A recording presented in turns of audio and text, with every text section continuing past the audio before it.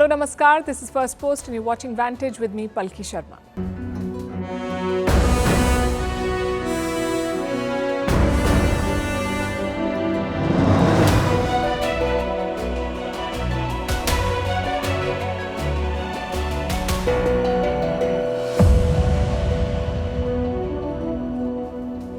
The US presidential race is heating up. Kamala Harris is putting up a fight. A new poll puts her ahead of Donald Trump. She's getting more endorsements from her party and what's being called a historic flood of cash.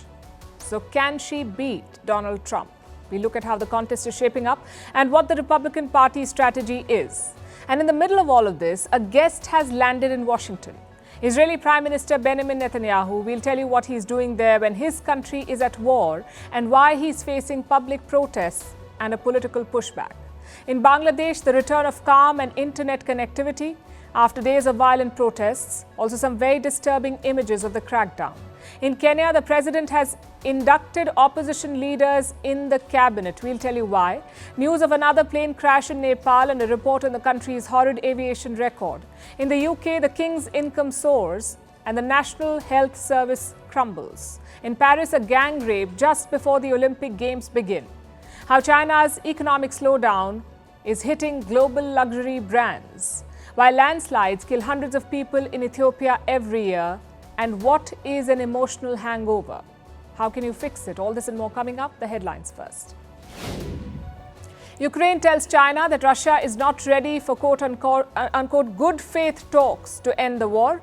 Ukraine's foreign minister made that remark during his trip to China. He is the first senior official to visit China since Russia invaded Ukraine in 2022.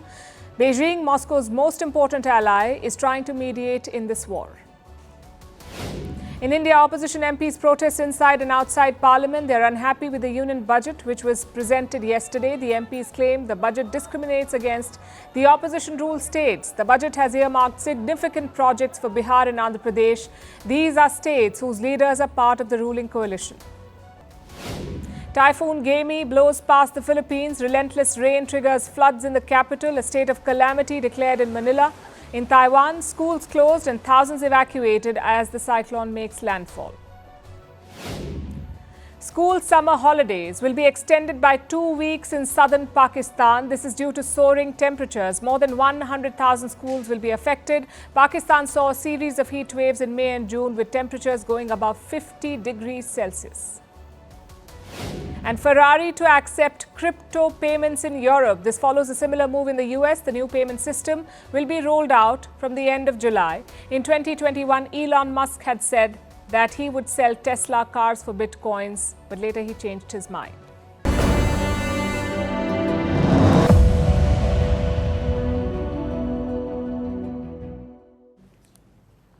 Let's start with a million-dollar question. Can Kamala Harris beat Donald Trump?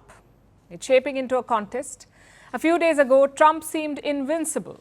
The attempt on his life led to a groundswell of support. It ended the re-election campaign of a sitting president. Headlines said the bullet hit Trump, but it killed Biden's bid. Now Biden is out and the plot is shifting. Kamala Harris is gaining ground. A new poll is out. It shows Harris in the lead over Trump.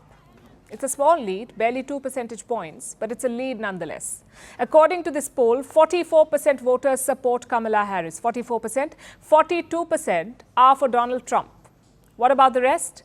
5% voters want a different candidate. The remaining 9% are undecided. Now, let me add here that this is just one poll, and Harris only has a marginal lead. Nonetheless, these numbers should alarm Trump. This is the first poll to come out after the Republican convention and Biden's announcement. Trump was the star of the convention. He won the nomination hands down. It was a coronation of sorts. Trump was riding a high, and the election victory looked achievable. Compare this with Kamala Harris. Starting a late campaign, doesn't have a running mate yet, and is yet to officially secure her party's nomination. She is the underdog. Yet she's beaten Trump in the first poll of this week. There's a lot of enthusiasm, a lot of excitement for Kamala. She's obviously raising a ton of money. This is her first public event since she became the presumptive nominee. Certainly she's a good person to take the case against Trump.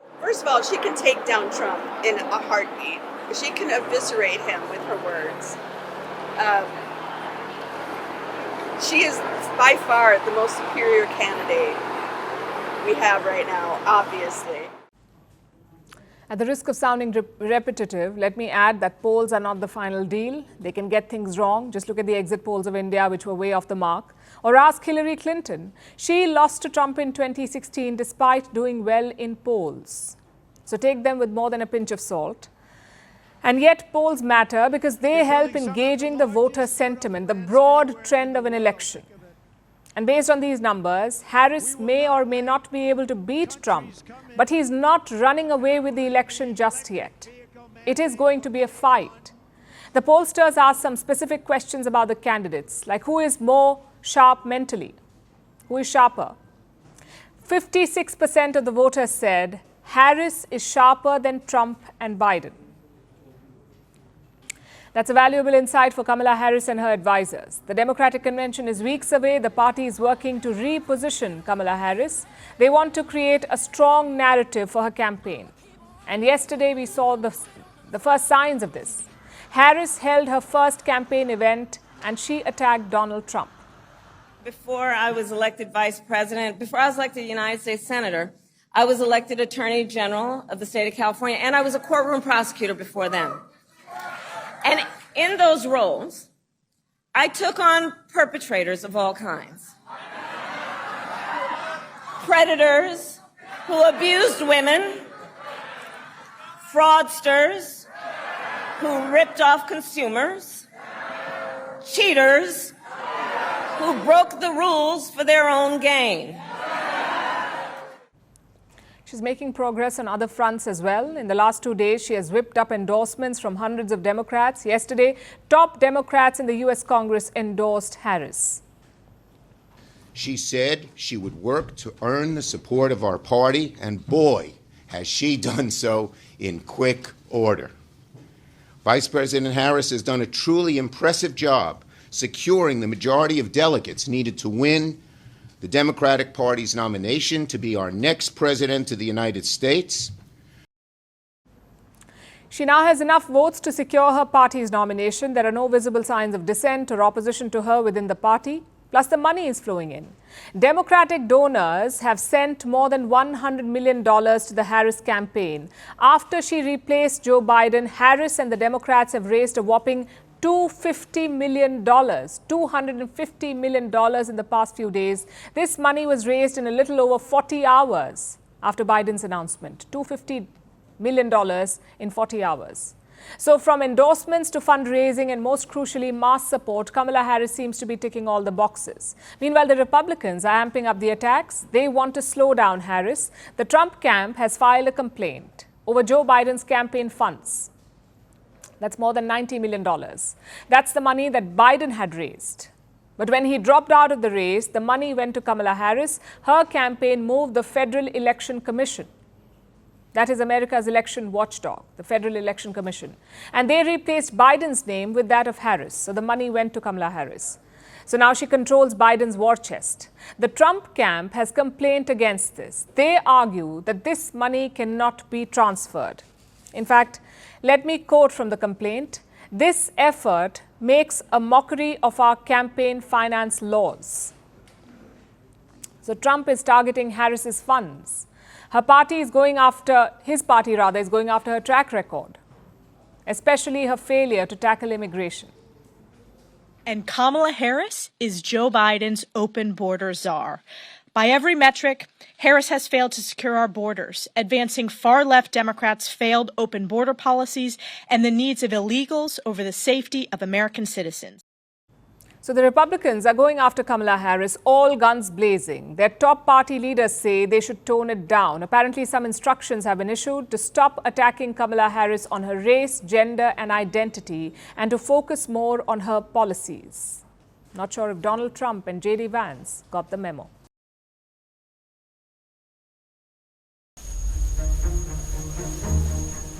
Regardless who the American people choose as their next president, Israel remains America's indispensable and strong ally in the Middle East.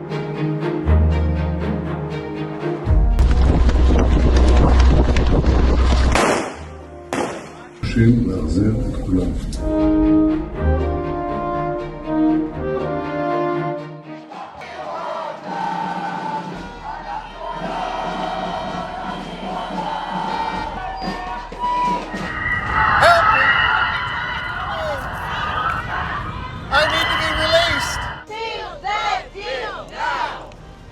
want to push Netanyahu, our prime minister. We want him to push harder for getting this deal.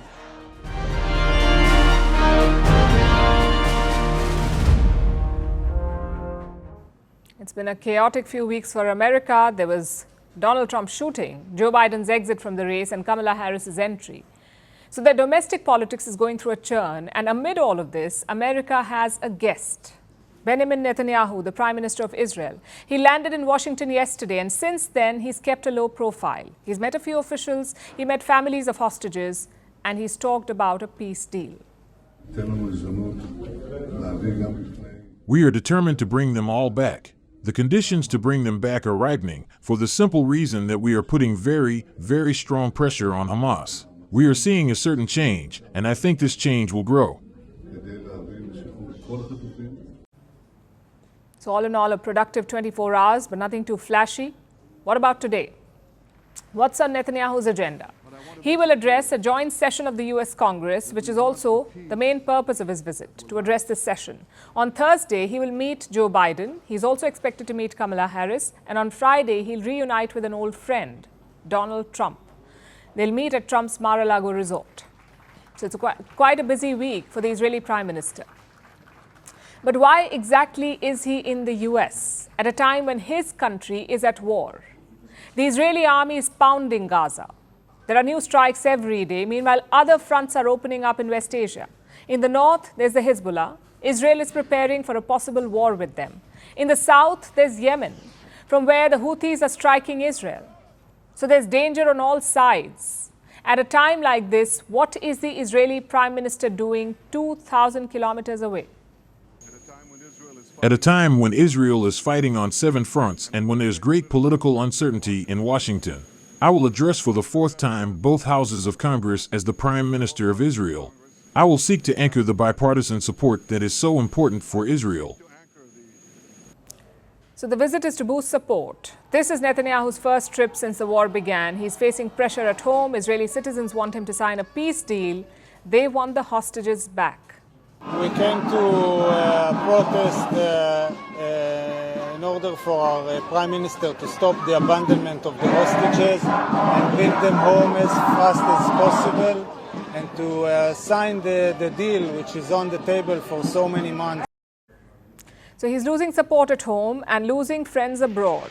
With the war dragging on and the death toll mounting, countries are slamming Israel's actions. Netanyahu is under international pressure, and this trip to the US is meant to ease the pressure. After all, the US is Israel's biggest ally. They may have had disagreements, but that has not stopped the military aid, which makes this the perfect opportunity for Netanyahu. In America, he can show that he is a global statesman and that there's still support for his war. On paper, it's a great plan, but the timing is terrible. One of the few things you cannot blame Netanyahu for. This trip was planned weeks ago. So much has changed since then. America's volatile politics may dampen his tour. Washington has a lot on its plate, and none of it involves Netanyahu. So he may not like being upstaged, but he will be this time. Plus, his visit is a controversial one. The Gaza war is a very divisive issue in the US. It has spurred protests. It has divided college campuses. It has even led to arrests. So the Israeli Prime Minister has only sparked more tension by landing in the US. He'll meet with more protests from pro-Palestinian groups who plan to gather outside the US Capitol. And this raises security concerns. Plus, some American lawmakers are boycotting Netanyahu's speech. All of us who care about our partnership, both in America and in Israel, should understand the enormous damage that Prime Minister Netanyahu and his current extremist government coalition are doing to our relationship and to Israel's standing in the world. So, Mr. President, it sends a terrible message to bring him here now to address a joint session of Congress. Then there's Kamala Harris. On a normal day, she would be sitting behind Netanyahu during his speech. After all, she is the Senate leader. She presides over such events. But not this time.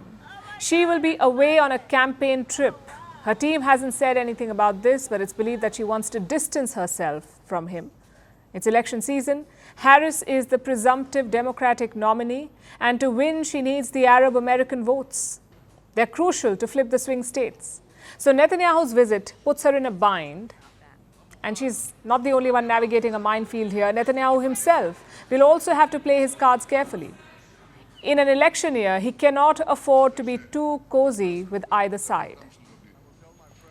I will tell my friends on both sides of the aisle that regardless who the American people choose as their next president, Israel remains America's indispensable and strong ally in the Middle East. So he's walking a political tightrope.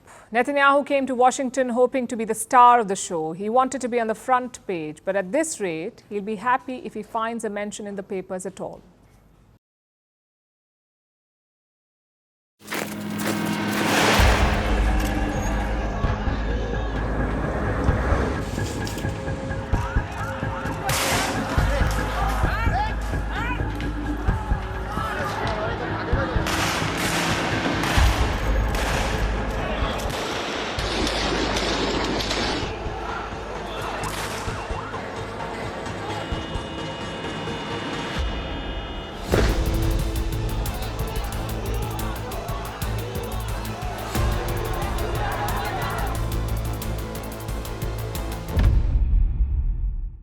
Bangladesh is slowly coming back online. Internet services have been cut for 5 days, had been cut for 5 days.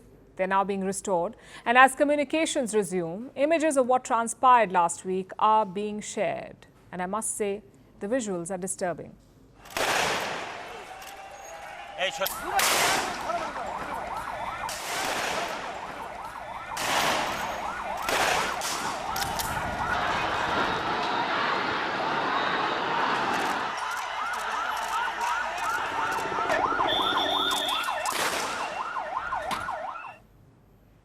These are pictures from Bangladesh. They show what took place over the last few days. It was like a war zone with violent clashes between the armed forces and protesters.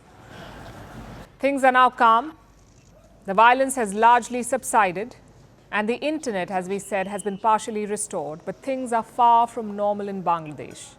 Beneath the return of peace, there's an undercurrent of public anger, which may erupt in the form of new protests in the coming days.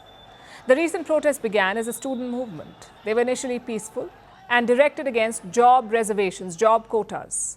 About 56% of government jobs in Bangladesh were reserved for different groups of people, including the children and grandchildren of freedom fighters. This restricted job access for ordinary citizens. They could apply for less than half the jobs on offer. 56% were reserved. And that is why the students were protesting. Peacefully initially, but soon the protests turned violent. Last week, there were reports of clashes between the protesters and members of Bangladesh's ruling party, members of their youth league. Hundreds were injured in those clashes, and the demonstrators were enraged. They decided to fight fire with fire, and that is when the protests turned deadly. The demonstrators clashed with the police. They set the state broadcaster's office on fire. The situation got out of hand, and Bangladesh's government responded with a crackdown. The internet was shut last Thursday. The protests were being organized on social media, so a social media blackout was put in place, and news coming out of Bangladesh slowed to a trickle. A nationwide curfew was imposed, the army was brought in, and the government's forces were given extraordinary powers, including orders to shoot at sight.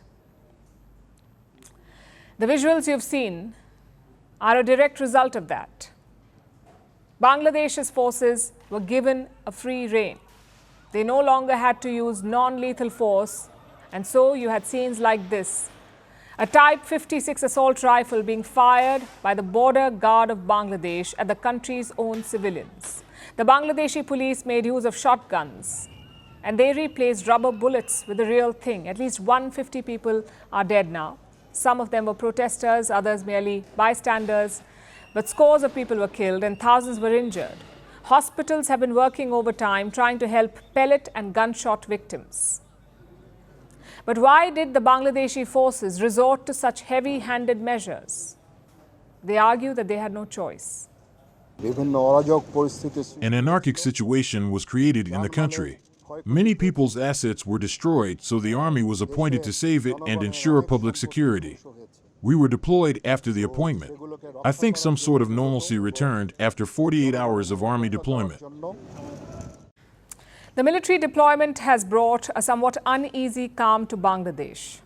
But that wasn't the only reason. The bigger reason was a verdict by their Supreme Court. On Sunday, the country's apex court passed an order. It scrapped most of the job reservations, which was the original reason for the protests.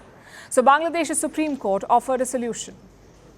The solution is that, considering the current perspective, the general public will have 93% of the total jobs, and 7% will be for quotas, where 5% will be for the children and grandchildren of the freedom fighters, 1% for ethnic minorities, and 1% for the disabled and members of the third gender. Now, instead of more than half the jobs being reserved, only 7% of them will be set aside. 93% of all government jobs in Bangladesh are now open to the general public. Only 7% reservation. So it seems the students got what they wanted. That is why calm is returning. Bangladesh's nationwide curfew was partially lifted today. Businesses were allowed to stay open from 11 a.m. to 3 p.m. Traffic returned to the streets of the capital, Dhaka, but it's still far from business as usual. We are not retreating from our movement. We will continue our protests until the clear resolution of the demands raised by the people who joined the movement and justice to the killing and injuries is served. Some protest organizers have issued new demands like the complete restoration of the internet and an end to the curfew. They also want justice for the people killed or injured during the protests. The protesters faced their own country's armed forces. They were shot at with assault rifles and shotguns. It was done to maintain law and order and to prevent damage to public property. But was it the only way? Did the Bangladeshi forces have to turn to weapons of war against their own people? These actions may have long-term repercussions. Anti-government sentiment could fester and haunt Bangladesh's Prime Minister Sheikh Hasina for years to come.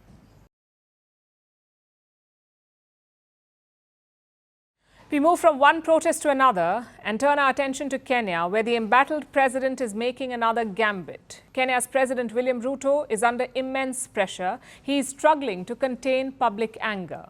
For those of you who don't know, Kenya has been facing protests for weeks now. They began in mid-June. People took to the streets to protest against the country's annual budget. The Finance Bill 2024, that's what the budget was called. Ruto's government wanted to raise taxes. He wanted to tax basics like bread and fuel. But the people were having none of it. Young Kenyans organized themselves on social media. Gen Z led the charge here, and soon thousands were out on the streets. On June 25th, the protesters stormed the Parliament building, and they forced Ruto to back down. He scrapped his own finance bill and withdrew the proposed new taxes. But by then it was too late. The protests had morphed. They were no longer just about taxes. Instead, the target had become Ruto himself.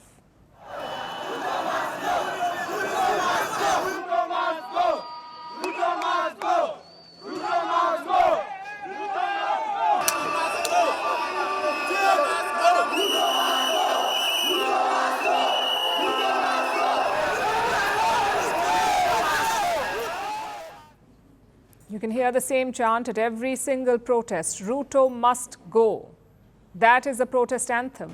The Kenyan protesters blame Ruto for the mess the country is in. Ruto has been raising taxes since he became president in 2022. This has exacerbated the cost of living crisis in Kenya. People say they cannot pay anymore, which is why the protest began. But Ruto responded with force.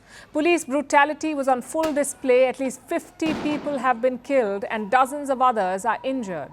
This angered the protesters who blamed Ruto for the brutality. They want accountability for the lives lost. And they want Ruto to resign. But the president shows no sign of stepping down. Instead, he is trying everything to placate the protesters. First, he scrapped the controversial finance bill. Then he tried talking to the protesters. Ruto took part in an online debate with them. But that did not help. After this, he tried a government reshuffle. He fired most of his cabinet and promised a reset. Since then, he's been restoring his cabinet. Last week, he appointed 11 people, 6 old faces, 5 new ones. Of course, that's not really a complete reset. So today, he went to greater lengths. He appointed 4 more people to the cabinet, and this time, all of them are new. In fact, they aren't even members of his political party. These 4 new appointees are members of the opposition, allies of Ruto's biggest rival, Raila Odinga. That is how far William Ruto is willing to go. He has given Kenya's key ministries to his rivals, finance and energy given to the opposition, in the hopes that this will end the protests. Ruto also said that he will address a major public concern, corruption. I have this to say to Kenyans. I have heard you, and I have heard you clearly. I will be proposing amendments to the Evidence Act and the Criminal Procedure Code, among other necessary legislative amendments to all statutes relating to corruption, to expedite investigations and prosecution of corruption and economic crimes cases, and provide for their conclusion within 6 months. Will today's moves work? Will the people of Kenya finally calm down? It seems unlikely. Here's why I say this. Here are some of the initial reactions that have come in. One person said it was the politics of self-interest. Another said that the fight would not end. A third said that Ruto had, quote-unquote, appointed corrupt people to fight corruption. These 3 don't seem to want to stand down, and others may not either. Today, Ruto said that he has heard the people of Kenya clearly. But for weeks, this is what the people of Kenya have been saying.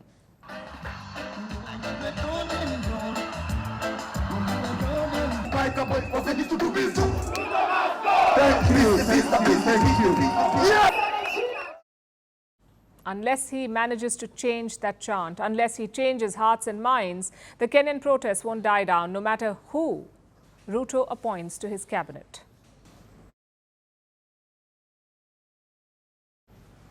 Now let's talk about Nepal, a country edging closer towards becoming a failed state.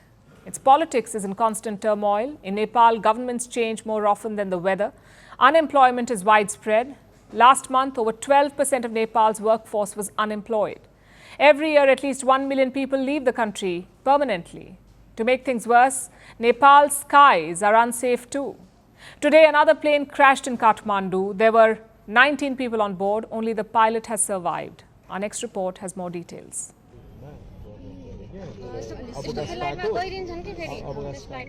These were the final minutes of flight number 9N AME. The plane was taking off from Kathmandu.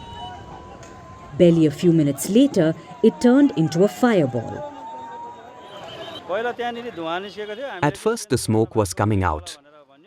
We did not realize that the plane had crashed. After going there, we realized that the plane had crashed. They were taking out a few dead people. The plane broke into 2 pieces and dead people kept coming out. There were 19 people on this plane. 18 died. The pilot of the plane was the only survivor. This plane was operated by Saurya Airlines, a local carrier. It had taken off from Kathmandu earlier in the day and was on its way to Pokhara, a popular tourism hub. While it's too early to draw conclusions, local authorities have conducted an initial assessment. They believe this plane was flying in the wrong direction. The Tribhuvan International Airport in Kathmandu is Nepal's main airport. Both domestic and international flights operate out of here. The crash shut down this airport for several hours as emergency workers and investigators got to work. Unfortunately, this is a story that keeps repeating itself. Nepal has one of the worst air safety records in the world. In the last 30 years, over 50 flights have crashed in Nepal. One big reason for this is the tricky operating conditions. The Kathmandu airport is built inside a valley. It's surrounded by mountains on both sides. The visibility is also poor. This makes it challenging for pilots to fly in and out of here. To land at this airport, they must navigate an opening in the mountains to land. Add to that the weather. Often the conditions change quickly. This makes the pilot's job very tough. In one word, Nepal has one of the most hostile conditions for pilots to fly. This makes the job of the regulators very important. In Nepal, this responsibility falls to the government and the Civil Aviation Authority of Nepal. Both institutions often face criticism for their approach. Experts point towards serious gaps in the training of the operators and maintenance of aircraft. Nepal's government is responsible for both regulating the planes and operating the airports. Many see this as a clear conflict of interest. Last year, a Yeti Airlines flight crashed in Pokhara. It was one of Nepal's worst air disasters in decades. Over 70 people died. After today's crash, it seems no lessons were learnt. It's high time for Nepal to reflect, rectify, and make its skies safer. Our next story is from the UK, or rather we have two stories from this country. Two contrasting tales, one of wealth and riches, the other of neglect and destitution. We start with a story about riches. Yesterday, the British public received a report about a company called the Crown Estate. Now, this is a major real estate company. It has assets worth $16 billion. That's more than 16 billion pounds. That's more than $20 billion. Now, this company, the Crown Estate, made some good profits last year, about $1.4 billion in profit. So the British people can expect great sums of money to bypass them and instead go to their royal family, because if you haven't already guessed, the Crown Estate exists to serve the British Crown. The company manages land owned by the monarchy. This land includes vast rural fields, prime real estate in London, and the seabed around England, Wales, and Northern Ireland. Yes, you heard that right. The seabed, the ocean floor, where the British beaches end, the royal family's domain begins. This seabed is actually the reason that the company is doing so well. Over the last few years, Britain has been investing in green energy like wind power. Some wind farms are being set up near the shore, a little out at sea. This means that they're technically being built on royal land. And this has been a gift for the royal family, the British royal family. The Crown Estate has made a fortune on the seabed, which means the British royals are about to get richer. How much richer? Well, next year, they will be given about $58 million extra. Here's how it works. The British monarchy is given some money by Parliament every year. It's called a sovereign grant. The value of this grant, the sovereign grant, depends on the money generated by the Crown Estate. Because the Crown Estate has made extra profits, Charles and the gang have extra pocket money next year. Now, some of you might think this is only fair. The Crown Estate generates money and only a cut of that money goes to the monarchy. And that is technically true. But how on earth are they allowed to profit from the seabed? Can a normal person do something like that? Will any normal government allow a citizen to profit from the seabed? Of course not. This extra seabed money should have all gone to the government, but instead, Charles will be spending it on upgrading his castle. This is just one of the ways that the monarchy ends up bleeding Britain. Let's take another. The duchies. Charles has one, the Duchy of Lancaster. It's considered his private estate, even though neither he nor his ancestors paid for it. Nonetheless, it generates millions for him every year. His son William has one of these duchies as well, the Duchy of Cornwall. It's another multi-million-pound income source. Despite these existing ill-gotten gains, the British royals continue to take a cut of seabed money as well, and their payday doesn't stop here. Anti-monarchy groups have come out with an estimate. They say that the royal family costs British taxpayers £345 million a year. £345 million a year, that's almost $450 million every year. We are in the year 2024 and the British royal family still mints money as if it's the year 1024. That is quite the tale of wealth spanning the centuries. And now for our second story from the UK, the tale of neglect and destitution, the tale of the NHS, the National Health Service. Britain's National Health Service is in tatters. Here's one headline from today about how the NHS won't be able to find a dentist for an area till 2025. It's one of many depressing NHS stories that you see daily. The UK's National Health Service has been systematically underfunded for years now. People can't get appointments for months. There's always a shortage of staff. Doctors are overworked and underpaid. There is just no relief. The NHS has been crumbling for years, while the monarchy is minting money on seabed rentals. The contrast is stark and absurd. It's time the country decides what is more important, a once powerful family with billions in dubious real estate or their literal lifeline.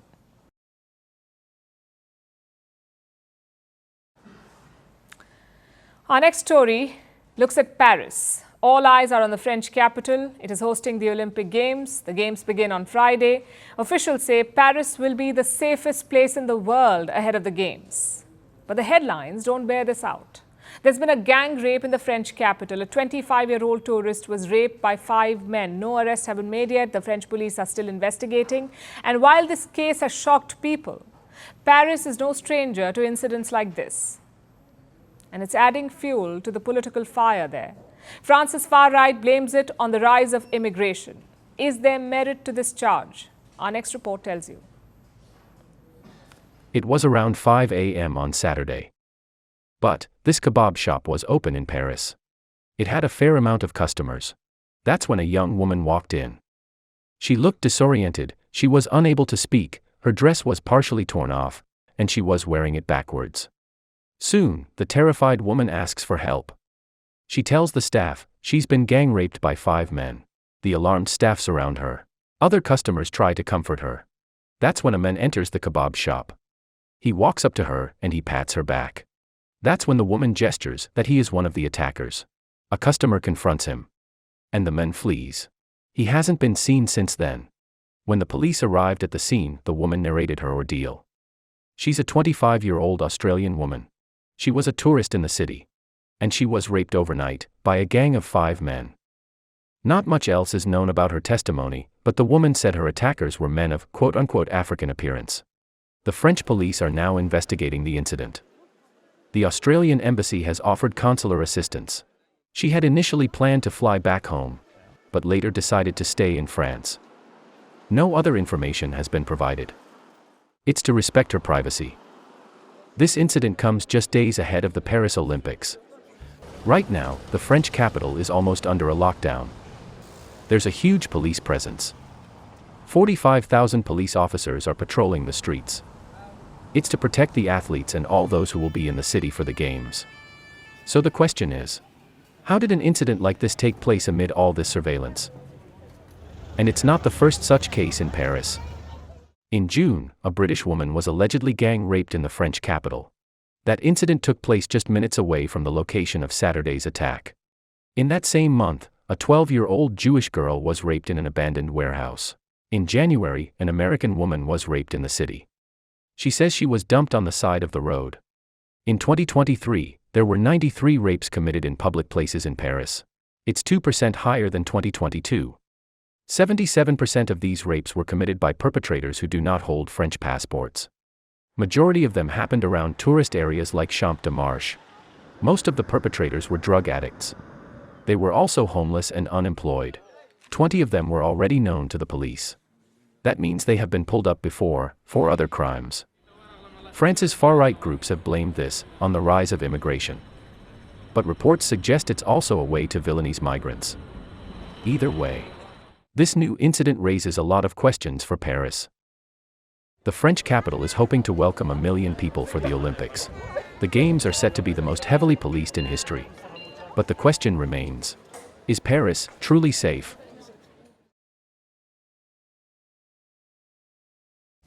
Now let's talk about China. Its struggling economy has taken another victim. After jobs, housing and the stock markets, luxury retailers are suffering because the sales of luxury goods are down. And the drop is so significant that retailers are blaming China publicly for the falling sales. This week, LVMH released its results. This is the company that owns brands like Louis Vuitton and Dior. It's the world's largest luxury group. LVMH revenues from Asia are down. In the first half of this year, they dropped by 14%. And one big reason for this is China. Chinese consumers are not spending enough, not as much as they used to on luxury items. And LVMH is not the only one at the receiving end. Hugo Boss is also struggling in China. They say the Chinese market, and I'm quoting, is particularly challenging today. British fashion brand Burberry is not mincing words either. Burberry sales in China have dropped by 21%. The brand says the Chinese market has been quote-unquote weaker than we expected. They say consumer confidence is deteriorating. Swiss watch brand Swatch has the same view. It has seen a 14% drop in overall sales. It says the Chinese market won't improve anytime soon. In fact, I have a quote from the company. It says the Chinese market will remain challenging for the entire luxury goods industry until the end of this year. So the trend is quite clear. China is the world's second largest economy. It is a big market for luxury products. Close to 35% of all luxury goods made in the world are bought by the Chinese, 35%. But the people of China aren't buying as much as they used to now. What explains this dip? One reason being given is the state of the Chinese economy. It remains gloomy, growth is down, unemployment remains high. Earlier this month, Beijing admitted that it faces some significant economic challenges. The main issues are insufficient effective demand, difficulties in business operations for some enterprises, and financial difficulties in some localities. This indicates that our economic recovery is not yet strong enough, and there are differentiation phenomena among different regions, industries, and enterprises. In the next step, we must promote sustained economic recovery and improvement, achieving more balanced, inclusive, and comprehensive development. There are financial difficulties in some localities. The people of China are certainly feeling it, so they want to hold on to their savings. By the end of 2023, Chinese households had 138 trillion yuan in banks. That's almost 20 trillion US dollars. It's not a small number at all, 20 trillion US dollars in banks. When people keep so much money in banks, they're usually worried about the future. They want to save more and spend less, especially on non-essential goods like luxury. So this could be one of the reasons. But it's not even half the story. Because beneath this data, China is witnessing a cultural shift as well. Increasingly, luxury products are being frowned upon. Luxury shaming is on the rise in China. A recent report by Bain & Company referred to this trend. They studied the state of luxury shopping in China, and this is what they found. People are increasingly ditching luxury goods because it gives you a bad rep. People are now hesitant to buy or flaunt luxury products. And this trend is courtesy their president, Xi Jinping. He launched a campaign against wealth disparity. He is known to dislike public displays of wealth, and he's making a push for austerity by issuing diktats like this one. It came out last year. There was a crackdown on Chinese bankers. They were told to not wear expensive clothes or watches. They were asked to rein in expenses on things like travel and entertainment. That's where it started. The luxury shaming in China. And now it's spreading across the society. This is obviously bad news for luxury brands because such purchases are to maintain or secure a status. These goods are aspirational. People like to show them off. These brands symbolize prosperity, a higher social status. In China, they can put a target on your back now. This should explain the sliding sales.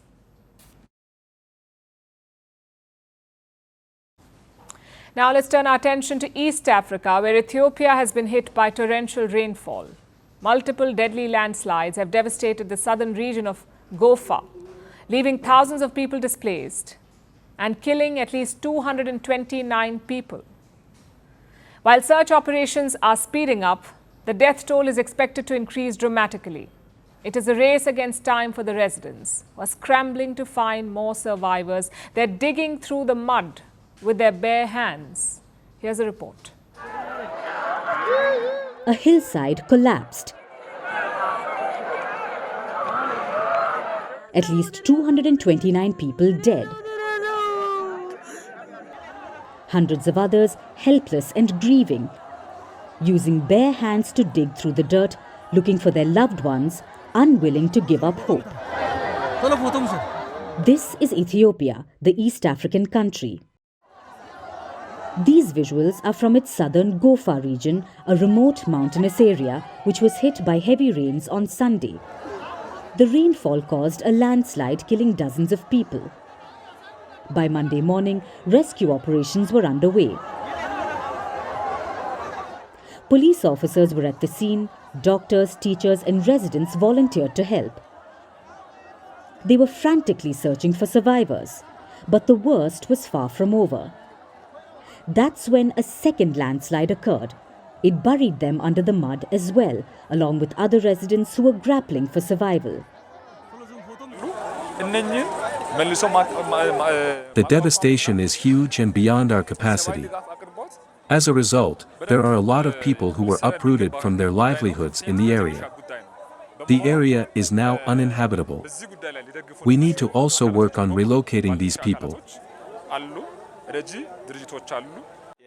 The incident happened following heavy rains. The damage is heavy.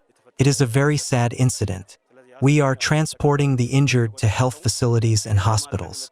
We are trying to gather people who lost their houses. As of now, the rainfall has reduced in intensity. Rescue operations are speeding up. But so is the death toll. In a matter of hours, numbers are shooting up, and it seems they are expected to get worse.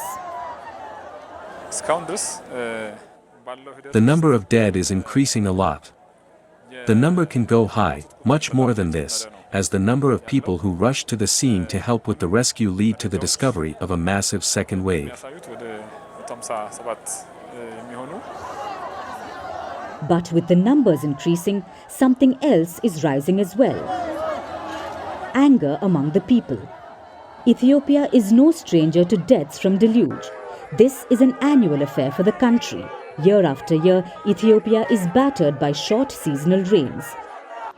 The worst period is between April to June, and within a span of months, they devastate the nation.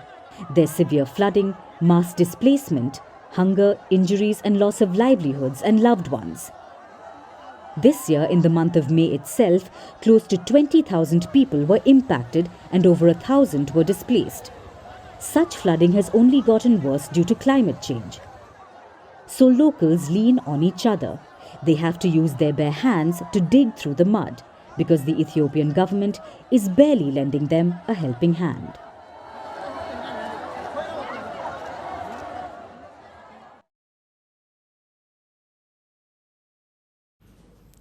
Before our last story tonight, let me ask you a question. Despite getting adequate sleep, have you ever woken up with a fuzzy head, a queasy feeling and a pit in your stomach? If yes, you could be suffering from a hangover even if you were completely sober the night before. We are talking about an emotional hangover. What does it mean? It is the emotional residue from the events of the previous day. Much like an alcohol hangover, an emotional hangover is a physical repercussion, which is why you can wake up feeling physically tired and emotionally drained. A disclaimer here, emotional hangover is not an official medical term, but experts say it is a common phenomenon. Why is that? Because life can be stressful. It's as simple as that. Today, humans are more stressed than ever before. 4 in 10 people regularly experience a lot of stress the world over. And when you fall asleep at night, this stress doesn't just go away. We are not blank slates every morning. Let me tell you why.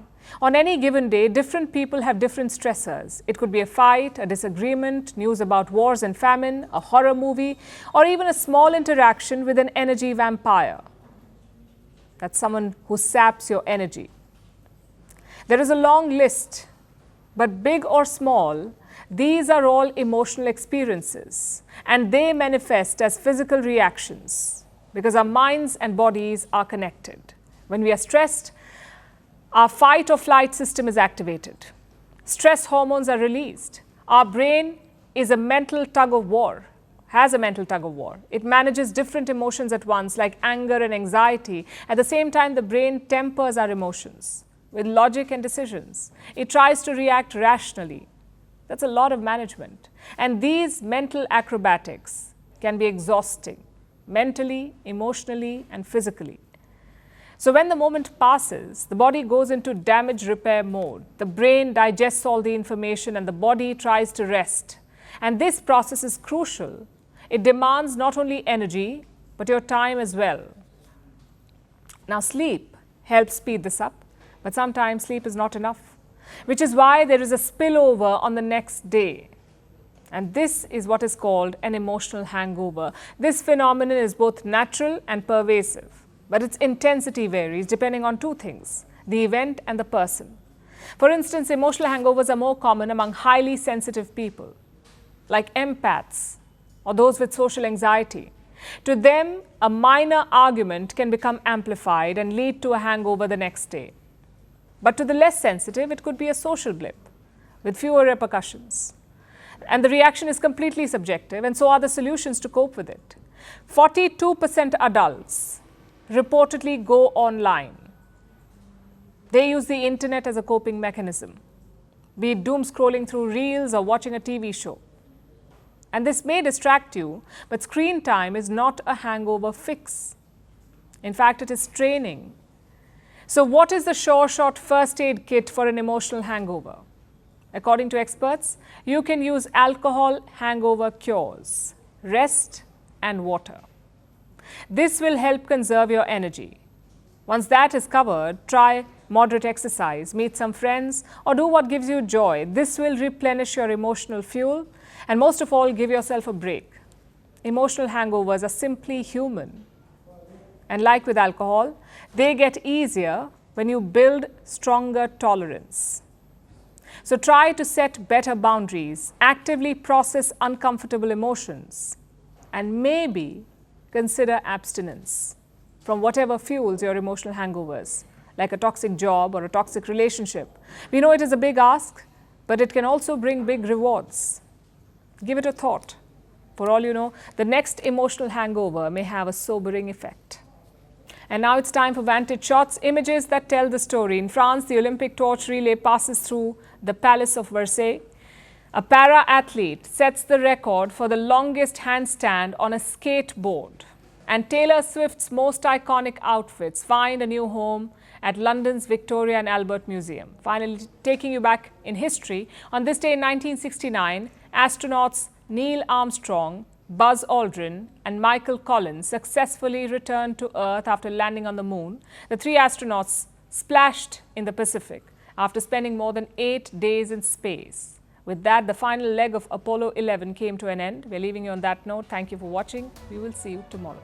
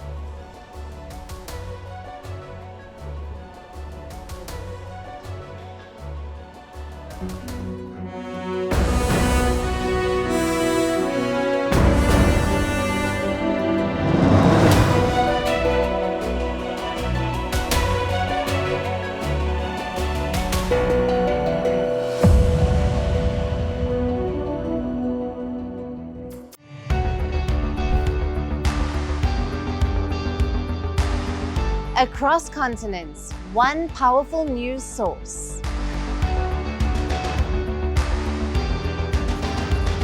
Bringing you diverse perspectives on the issues that matter.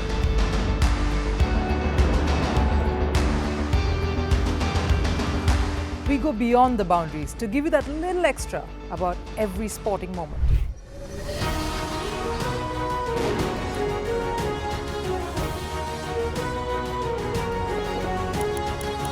So thank you for making Firstpost 5 million strong. We're counting on your support, and you can trust us to bring you the news unfiltered and unvarnished.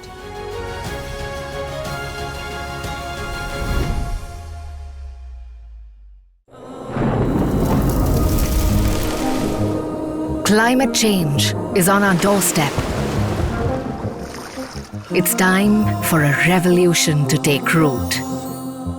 And it starts with 1.4 billion Indians.